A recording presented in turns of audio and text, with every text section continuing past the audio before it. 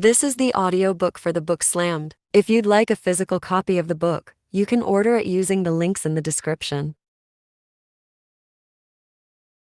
Make sure to subscribe to the channel Jasmine Jabbers. Give this video a like if you enjoy audiobooks. Now, enjoy this audiobook of Slammed. Chapter 2. The Odd Reunion. The interior of the gym is red, white, and blue. Some walls are painted drywall, other walls are wood-like. It's a huge gym, but only 4 people are active. 2 people are at a boxing bag taking turns. One guy has a haircut like Guy Gardner from the DC Comics, and ironically, his hair is green. The other green-head guy he's working out with has small legs and a wide tummy, almost making him look like a slimmer Peter Griffin considering his dimpled chin. In the wrestling ring, Buck and Trisha wrestle each other. Buck is a very fit guy. He has the stature of Alan Ritchson, but a face like Tom Holland. Unlike Gabe, his face is freckle-free. Trisha is a caramel-skinned woman with long, wavy hair that's in a ponytail. Although Buck weighs 130 pounds of solid muscle, Trisha, the woman in her late 30s, takes Buck down and puts him in a chokehold. All right, Buck laughs and taps out. They both stand up and give each other high fives. Trisha lets her wavy hair down. So? Buck nods his head. You've definitely improved in the ring. Think you're ready to be in the main event? She nods her head. I know I'm ready, but the higher-ups have to agree. They'll come around. I can only hope so. Trisha takes her hair tie and puts her hair back into a messy bun. She goes through the ropes and exits the ring. She walks to the water dispenser and fixes herself a cup of water. Buck stays in the ring, bends down and stretches his legs. After 10 seconds on each leg, he stretches each of his arms. The front door of the gym closes. Buck sees Gabe, in what looks like a very expensive suit, walking towards the wrestling ring. Gabe, Buck yells with excitement. How long has it been? You tell me.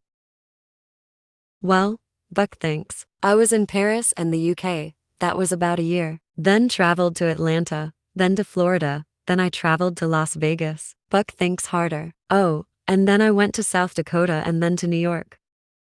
Buck pauses. Gabe waits a few seconds. Is that it? Then I went to Canada and then a long ride to Brazil. Buck sees Gabe's eyebrow twitch. I traveled to other locations, but you get the point. I'd say it's been around 2 years. Almost 3, I think. That's a long time, Buck. It feels like the last time we saw each other, we were in diapers and our mothers were pushing us in strollers. Exaggerating, per usual. I see you haven't changed at all. Hey, how's Mama Susan doing? Gabe shakes his head in disappointment. For her being your second mother, you sure don't talk to her much. She told me a few minutes ago on the phone.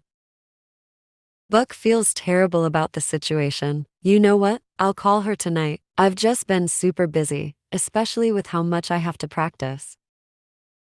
That's what I told her. Appreciate that. Never want to hurt her feelings. She was there for me when nobody else was growing up. Speaking of growing up, how's this career life really treating you? I know the traveling isn't the only thing you've been doing for the past 10 years. You still don't want to talk about it?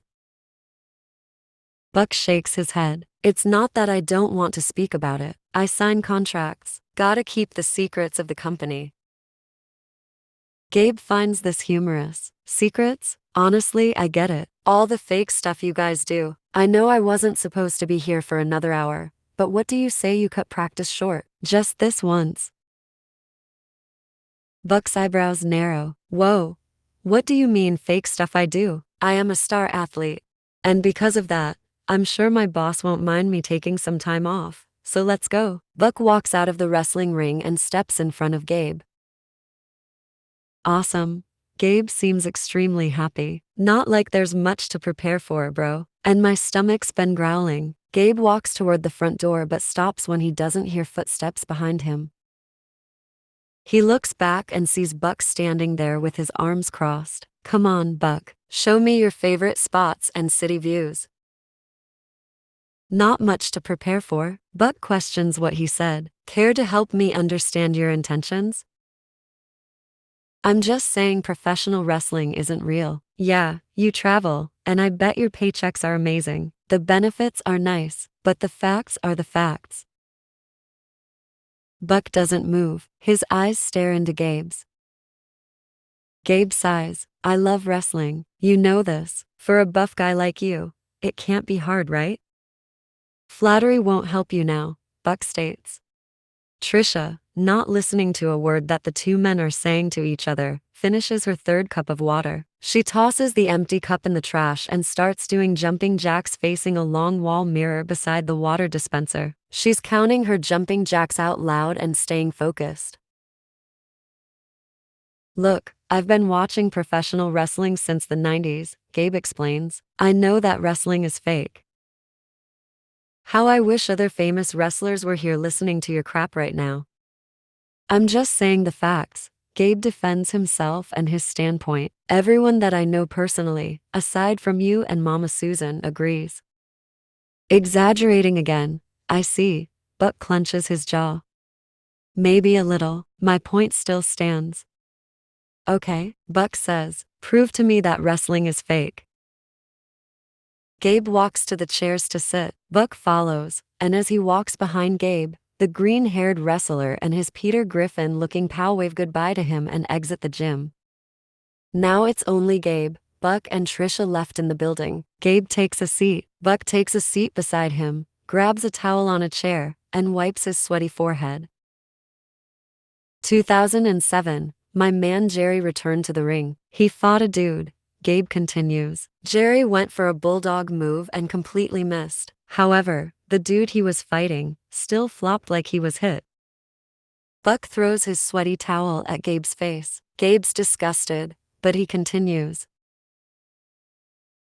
In 2009, my girl Mick went for a DDT finisher and failed to execute it against her opponent. And don't get me started on those matches where one of the competitors, and I say competitors lightly, rolls up the other from behind and somehow gets the 3 count. There have been 6-second matches, fro. After a few seconds in silence, Gabe smirks. He thinks he won and that there is no debate. Buck picks up a cup of water from the chair beside him and drinks. We miss finishers because we want to prevent as much damage as possible to our competitor. Gabe makes a face at the water in Buck's hand. Is that even your cup of water? As a result of landing a good punch, it can risk knocking out our opponent and sabotaging our match, which is what happened with Mick and her opponent. Mick's opponent didn't know what was going on at the end of the match because her lights were really out. With the quickness, Gabe claps his hands. As it should be if it's real. Face it, professional wrestling is fake because it is based off of scripted storylines and choreographed matches. Buck raises an eyebrow. If I pinned you from behind, your shoulders would be stuck to the mat with no way to kick out. Face it, you couldn't last a match in a wrestling ring. Gabe's eyebrows shoot up. Want to put your money where your mouth is. After looking at the clock on the wall, Buck nods in agreement. That is the end of Chapter 2. If you enjoyed this audiobook and want more of them, make sure to subscribe to this channel and support this channel with a comment or like. If you'd like a physical copy of the book, you can order it using the links in the description. Thanks for listening.